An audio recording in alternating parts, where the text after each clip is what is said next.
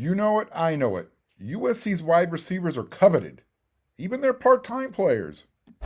You are Locked On Trojans, your daily podcast on the USC Trojans, part of the Locked On Podcast Network, your team every day.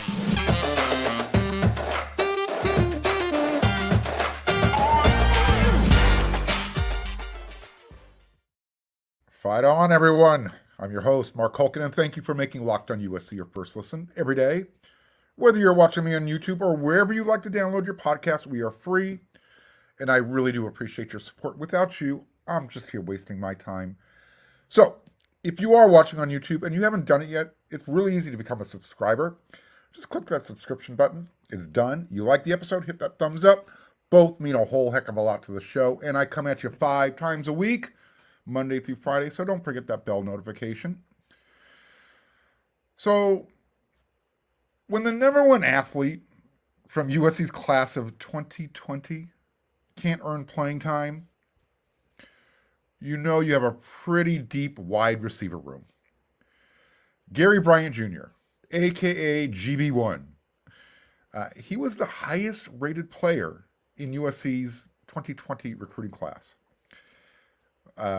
Just as a reminder, that was Clay Helton's final class as the Trojans head coach. That class had a total of 12 members. And so far, the return on that investment has, here it is. Tuiapulotu, he's going through his OTAs with the LA Chargers. Jonah Monheim, he's starting on the offensive line. And then this is what's left. Andrew Malek, Jamar Sakona, Kobe Pepe, and Anders DeWerk. These guys are still looking to make an impact. But that's it. Everybody else is gone. Moved on. Transfer portaled out. Or into the draft. What makes the loss of GB1, I guess, I don't say, more difficult is he grew up a Trojan fan. Even when things weren't going great in the land of Troy, he stuck with his dream school. I know. Gary's one of those few who actually said he had a dream school and went to it. He enrolled early, and then he even started to develop a really good relationship with Keaton Slovis, who was the starting quarterback at the time, and it looked like Gary was going to have a really have a very fruitful career at USC, 4 or 5 years, however long that would take. But following a solid 2021 season, Gary was hoping to, be a part of the team's turnaround, especially after Lincoln Riley inherited the program after the 2021 season. It just didn't feel like it was in the cards, not even as a special teams specialist, as a return guy. Because as it turns out, Gary's biggest contributions were pretty much on special teams for USC, returning kicks and punts. He had a really solid freshman season, as well as a very solid 2021. For whatever reason, though, it didn't make the impact on Lincoln Riley and his coaching staff. So while SC's wide receiver room is, probably, they'll see more highly ranked players leave. The ones that have left, they're not going too far away. Kyle Ford, UCLA Bruin. GB1 is now an Oregon Duck. And he's got 3 years of eligibility left. So, the Trojans' secondary this coming season are going to see both of those guys. In fact, they're going to see both of those guys on back-to-back Saturdays. First, USC travels to Oregon, and that's the week right before they host UCLA, last game of the season, regular season.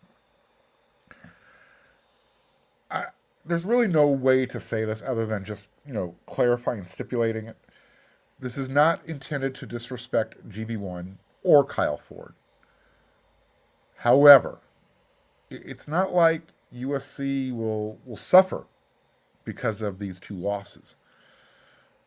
This isn't the first time Oregon, got a Trojan, I'm using finger quotes for those of you who are listening, not watching, got a hand-me-down.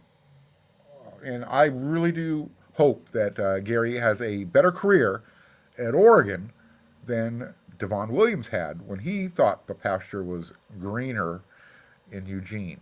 Yes, Gary will be wearing green. Things didn't turn out as well as Devon Williams had hoped it would have. Let's hope it turns out better for GB1. Now, there is one suggestion that I would love to make to USC when the Trojans and Ducks do play in November. Do not kick the ball to Gary if he is returning kicks. Do not give him the same chance UCLA gave him when they kicked the ball short after kicking 5 or 6 consecutive touchbacks in that game back in 2021. When they kicked the ball short, Gary took the kickoff return about 60 plus yards, whatever it was. It set up the winning score. Yeah. So let's not tempt fate. Losing to Oregon in Eugene would suck. It would suck tenfold if Gary scored or set up the winning score. Let's not tempt fate. But before Trojan fans, write these guys off as a couple of Benedict Arnold turncoats playing for the enemy, and I'm referring to Gary Bryant Jr. We talked about Kyle Ford when he became a Bruin, a little over a month ago. Let's try and remember, everybody, that both are USC graduates. They earned their degrees. They are Trojans at heart, but it's at the point now where you have to start looking out for your own personal interests. Both of these guys have professional aspirations, and in their mind, in their opinion, they felt they weren't going to get enough playing time at USC to put stuff on film. So the transfer portal now gives players an option. And we're going to talk about that transfer portal and options in our third segment. So stick around. It's kind of a controversial topic, by the way. So make sure you stick around for the show. Look, USC has taken advantage of the transfer portal more than most. There's no denying that. And now some of the residual effects, though, are going to come bubbling up to the surface. I've talked about this before on the show. At a certain point, the players who weren't recruited by Lincoln Riley and the staff, they're getting the message, especially at that wide receiver position. All of a sudden, these players who are leaving they're going to have a little bit of a chip on their shoulder. And when they do get the opportunity to play against USC, they're going to want to prove that they were worthy of being a Trojan and that the coaching staff made a mistake. Speaking of the wide receiver position,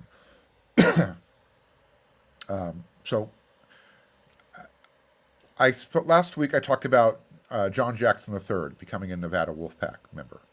Well, when Nevada visits USC or visits the Coliseum, there could be another Trojan, former Trojan, on that roster. Again, I've been sworn to secrecy, although that news could happen as soon as tomorrow. It's pretty much, you just got to clear some red tape that's going on behind the scenes. So, USC is going to see a lot of their former recruits on the other side of the line, on the other side of the field, on the other sideline this season. You've got Bam Allen at Utah. You've got Kyle Ford at UCLA, Ralen Goforth up at Washington. Got Gary Bryant Jr. up at Oregon. This is what happens. So for all you guys out there who complain about USC recruiting, other programs seem to want USC's castaways, leftovers. Describe it however you want. The guys who weren't able to achieve their dreams at USC. Hey, are you looking for a delicious snack, but you don't want all the sugar and you don't want all the calories? You got to try the best tasting protein bar ever from Built. You got to try these things. If you're like me, you want to try and be healthy, but you don't want to compromise your taste, I've got just the things for you from Built Bars and Built Puffs. These things are healthy and they taste amazing. And what makes Built Bars so good? For starters, they are covered in 100% real dark chocolate. That's right, real chocolate. I'm already in line. And they come in these really delicious flavors like churro and peanut butter brownie, cookies and cream, and what's even better, they're totally healthy for you. Only 130 calories, only 4 grams of sugar, but a whopping 17 grams of protein. That's a lot. And you don't have to wait to get a box. I've told you before, you can go online and order them from Built.com. You don't have to do that anymore. If you want to, you can. They'll appreciate it. But if you're near a Sam's Club or a Walmart, you are going to have them that much faster. If you're near Walmart, head on in, go to the pharmacy section. You can pick up a 4-bar box of their cookies and cream, their double chocolate bar. Oh, and they have something called a coconut puff if you like coconut. And if you're close to Sam's Club, run on in, grab a 13-bar box of their hit flavors, brownie batter puff and churro puff. Let me know what you think, and then you can thank me later. Hey, real quickie reminder. I mentioned this about a little over a week ago. I'm really excited to let all my listeners and viewers know that Locked On and SiriusXM have agreed to become partners. So all of our Locked On podcasts are now available on the SiriusXM app. Pretty cool, huh? And here's what's even better. During the season, when I will be, as well as my peers with the Locked On Network, will be on the primary list for all SiriusXM producers. So that means when they need a guest to talk about USC, I'm the man. So this is why you're really lucky to be watching this show. I want to be everywhere. All right. I'm going to continue the Who's Going to Challenge USC in 2023 series here in this segment. I've talked about Stanford and Cal and Colorado, as well as 2 of USC's out-of-conference opponents, none of whom have a chance in hell to challenge USC in 2023. I've also brought up Utah, and last week I mentioned Oregon as a couple of teams that they have the chance to challenge USC this season, without a doubt. So let's add the Washington Huskies to that list of potential challengers for USC this season. And when I talk about potential challengers, we're talking about the Pac-12 championship. If you weren't aware, because USC didn't play Washington last year, USC and Utah weren't the only 11-win teams. Yeah. UW was 4-8 the year before, just like USC was. They got a new head coach. His name is Kalen DeBoer. He turned them into a contender overnight. 11-win regular season. And he had a really dynamic quarterback who returns this season as well. His name's Michael Penix. He transferred over from Indiana. Well, this is why Washington will be a challenge for USC this season. Even though the game is at the Coliseum, they returned 14 starters from that team that won 11 games, 7 on both sides of the ball. And again, the highlight guy that returns is quarterback Michael Penix. He led the nation in passing yards per game last year. Caleb Williams won the Heisman. Michael Penix probably should have been at the Heisman ceremony. He threw for 357 yards per game, and he threw 31 touchdowns and only 8 interceptions. Those are really good numbers. And he's going to have both of his top receivers back. That's why this is going to be a challenge. Their top receiver, 6'3", 211-pound, Rome Odunze. He led the team with 1,150 yards on 75 catches. And they also returned Jalen McMillan, another big wide receiver, 79 catches, 9 touchdowns. And the Huskies, their defense, they finished third in the Pac-12 overall. And they returned some significant pieces. Now, here's where their concerns are. Washington, unlike USC, has to retool or find their running game.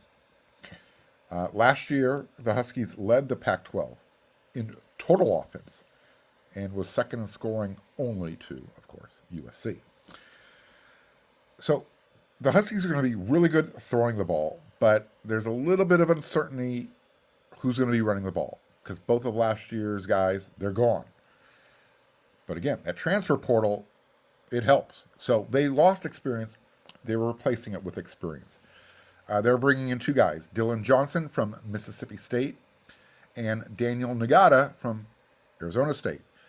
USC was after Nagata out of high school. Here's another area where Huskies could have a concern this season. They need to replace 4 guys that started on their offensive line last year. A little bit like USC. But USC hit the transfer portal hard to kind of find their fix.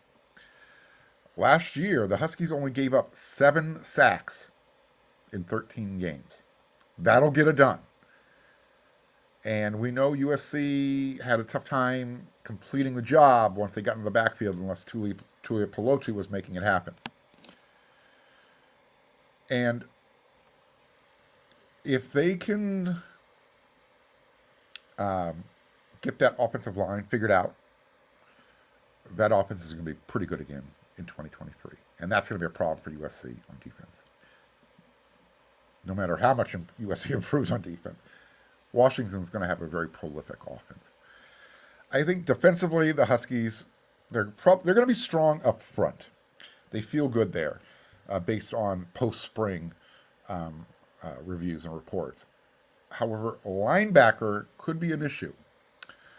Former Trojan, I mentioned him just a little bit ago, Ralen Goforth, he's battling for one of the starting spots out of spring. And if you have followed the Washington Huskies over the years, especially recently, you always knew that they were going to have a really strong secondary. And Jimmy Lake was their defensive coordinator before he became their head coach. Well, Jimmy Lake was relieved of his duties, and when he left, so did their strong secondary play. So I would anticipate, especially when they come down to LA, I would anticipate to see the Huskies this season in some high-scoring games. The Pac-12 was loaded at quarterback. And last year, the Huskies gave up 26 touchdown passes and almost 8 yards per catch. They're going to need to improve on that big time, especially when they get to LA. Because Caleb Williams, he's got his own arsenal of wide receivers. And they're going to be licking their chops. And it's not just the wide receivers.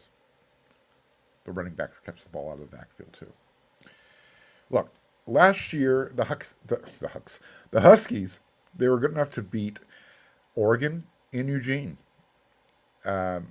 They beat up on Michigan State. And they actually handled Oregon State and Washington State as well. And then they beat Texas in their bowl game. So you want to know how close Washington came to making the Pac-12 Conference Championship game and possibly the playoffs? So I mentioned a couple minutes ago, Washington plays USC in LA this year. They lost to UCLA last year in Los Angeles. But that wasn't what kept them out of the Pac-12 Conference Championship game. It was their loss to a really bad Arizona State team. They gave up 45 points. And that was the difference. So, I said it, I'll say it again, just a reminder, this game this year is at the Coliseum. I have a feeling it's going to be a high-scoring affair, regardless of how good USC's defense improves this season. It just kind of has that feel to it. Hopefully, USC will be on the winning side, because the next week, yeah. All right. I told you I was going to bring something up at the end of the show here. Third segment might be a little controversial. Tell me your thoughts on this. I want some feedback on this. It's going to be important because I have a really strong opinion about this. And maybe just because of the generation that I grew up in. I'm a Gen X guy. I know how to appreciate old school but also I understand what's going on today. I'm very fortunate to be able to live in those two worlds. Here's the question. What are your thoughts on parents that hold their kids back a year, sometimes 2 years, to play competitive sports? What kind of message is that sending? Because, you know, I think the first message that I receive as just an observer is that you're telling your kid he's not good enough to compete, he or she, among his or her own peer group. And if your child is in tune, I think that's the message they're receiving as well. Hey, let's stay back a year so you'll be better next year, but you're going to play at this level. So, I mean, is the path of least resistance a good message to send? I don't know. Or should the goal of a parent be to push and to test their child's abilities? See how good or where their weaknesses are by making them step up. Make them play against kids who are older than them by a year. That's the challenge. That's going to build an understanding that it's okay to lose. Losing is okay as long as you don't make the same mistake again. You learn how to win. Winning is hard. Losing is easy. But I've seen the argument that it's being used for strategic purposes. I get it. Holding back increases your chances with recruiting. And we're talking about these players who might be considered elite talents. So I guess there was one high school coach I'm pulling this from. When you look at the rankings, according to this one particular high school coach, 95% of the top 50 are holdbacks. Top 50 players goes with the top universities. It has nothing to do with peers. It's a strategy. Okay. I understand the idea, but I don't agree with it. Going to college is the goal. Being a top 50 player shouldn't have anything to do with it. If you're good enough, they will find you. The NFL finds guys at the lowest levels of college. They find guys playing semi-pro ball. Kurt Warner, Hall of Fame quarterback, was bagging groceries. They will find you. So if you're good enough to play at the collegiate level, there shouldn't be a need to make yourself artificially better than the competition. Look, I would hope with the transfer portal, this type of thing slows down at the high school level. I really do. Look, there are reasons why older, more physically mature players dominate. It's because they're bigger. They're stronger than the players who are sometimes 2 or 3 years younger than they are. At the high school level, this makes a big difference. Think about it. I remember when I was 15 in high school, the dudes who were 17 and 18, they were bigger, they were stronger, and I didn't want to get hit by them. And that just steps right into my next little segue there. We are not even talking about the emotional maturity. When you're 17, 18, 19 years old, you are going to be more emotionally mature than someone who's 14, 15, 16. We all mature at different levels, but let's be honest here. When you get into that age bracket, you've already gone through puberty. I don't know. This is something that, like I said, I understand it. I get it. I don't agree with it. And I really hope this practice gets pulled back. Again, the goal is to get these young men and women to college. If and when they get there, they find out, hey, you know what? I'm ready for more competition. They're not stepping down, are they? They're hitting into the transfer portal and they're stepping up in competition. That's the goal. Test yourself. Don't step back and say, I'm just going to go dominate somebody who's younger and smaller than me. I don't know. I don't think it sends a good message. Like I said, I understand it. I just don't agree with it. Doesn't mean I don't like you. Doesn't mean that you're a bad person. It's just not the decision I would make. And if I was lucky enough to be blessed with children, I would not let them do it. Anyways, tell me your thoughts on it. Let me know how you feel. You can tweet at me. You can go to the YouTube site, Locked On USC. Tell me your thoughts.